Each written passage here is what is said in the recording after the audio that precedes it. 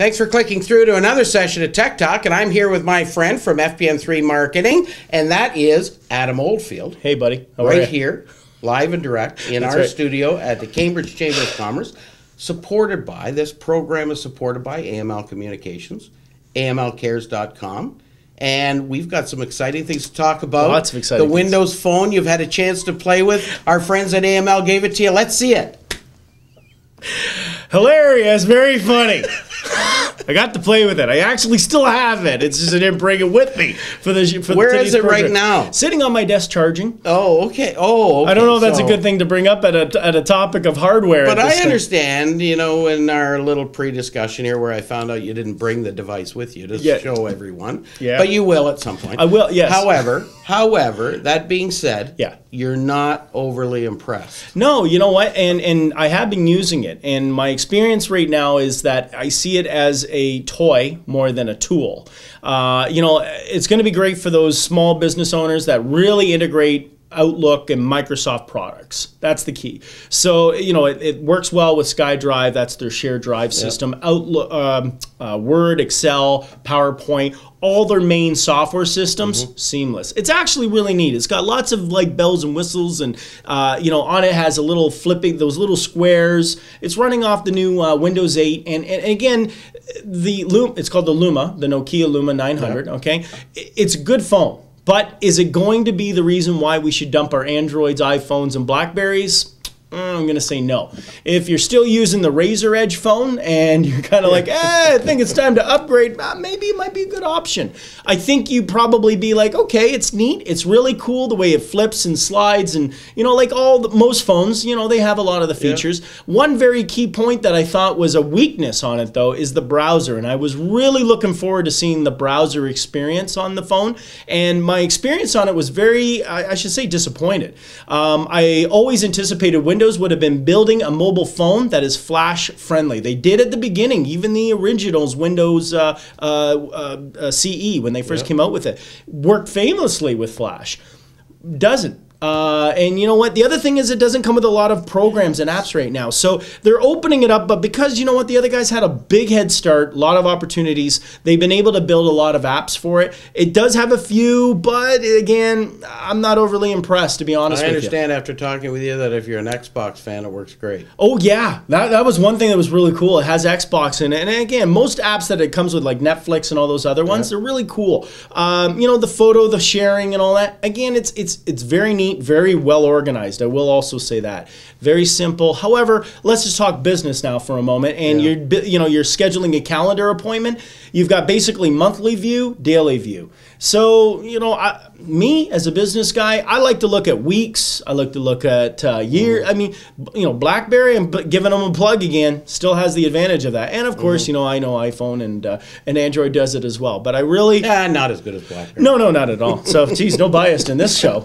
None at all. None at all. No. But you know, at the end of the day, what you've got are more or less, you know, you got yourself some key programs. They're still building them. They're trying to open it up. It is a little late in the game, but it's still Windows, and Windows is a big player. Yeah. So it doesn't have that much as far as value to switch. My answer is if you're on a traditional phone, you like Windows, it's a good option. If you're on an Android iPhone, I think you're going to be disappointed. Well, that's my opinion. Well, not that I could show you, hey, but all our viewers value your opinion. And I would highly recognize my highly esteemed. That's why. Tell us what you're playing with, by the way. I'm still playing with the BlackBerry. I actually, what do you got now, buddy? I got look at I got the torch. Hey.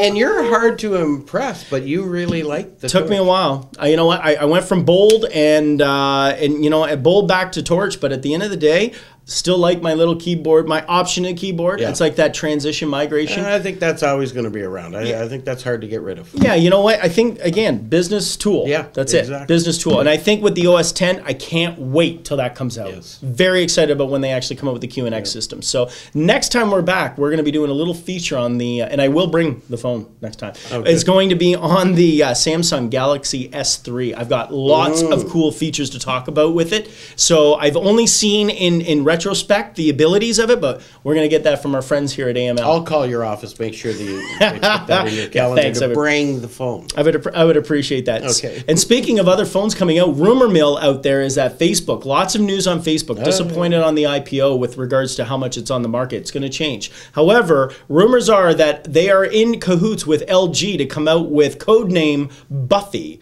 It is going to be a cell phone, smartphone, just for Facebook. So that's interesting. Why this is important is that they also rolled out that they're looking at buying, rumor, probably in a very short period of time, the browser Opera. So Opera's the last of all the browsers.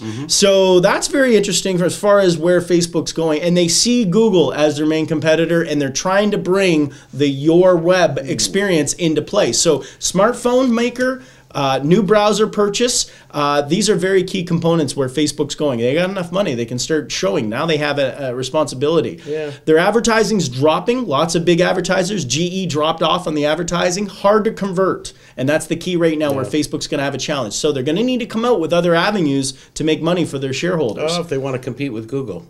Well, and speaking of Google, very exciting on the browser note, they, for the first time, they finally reached #1 in the browser world. They beat out finally Internet Explorer. Wow. How ironic we segue that from the Windows Phone being now on the market. Well, Google finally won. And Chrome, the browser, is now the #1 used browser in the world. And that now takes a milestone leap across the other guys. #1 search engine. Yeah, #1 mobile device. #1 browser. #1 browser. What's next? It's only a matter of time. Mark this in your calendars. So, and speaking of which, Google's taking another step under YouTube, one of their little products in their brands. They've pledged $100 million to create a slew of premium video channels on YouTube. What this is, in my opinion, it's the start of the online television world. Yeah. So, the market out there is getting very aggressive. Netflix is working with what was made. The key is what's going to be made. Yes. And obviously, YouTube's a great foundation to do that, but they're looking at building $100 million they've actually dedicated, and then they're going to be looking at sinking another $200 million into marketing it. So they're pretty serious about this. Now, rumor was back on one of our shows, YouTube bought a news channel out in the Netherlands, and this is one piece of that premium part that's going to be all linking together at one point down the road. So that's pretty cool as far as YouTube. Google also announced that Google TV will be available by LG. Yes, you can buy the Google TV set. Can't get enough of buying enough Google?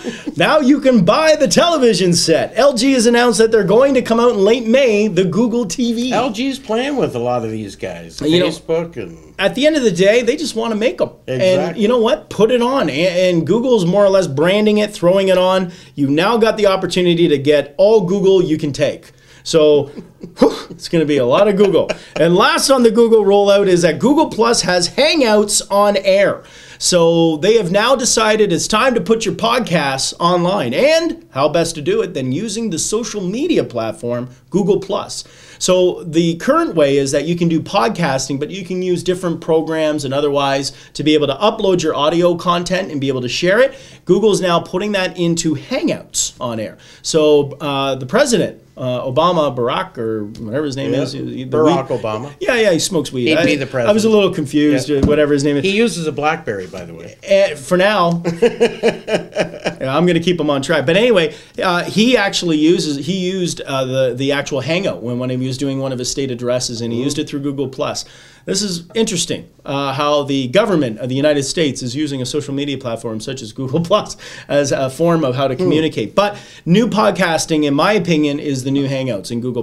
Just another step as they try to compete with Facebook in that social media group, which they have very, very little share. So they're claiming 90 million people have signed in and growing by the day. However, to 900 million, that's a 10% and not active, whereas Facebook has over 56% active people online. So talking the last social media, which is LinkedIn.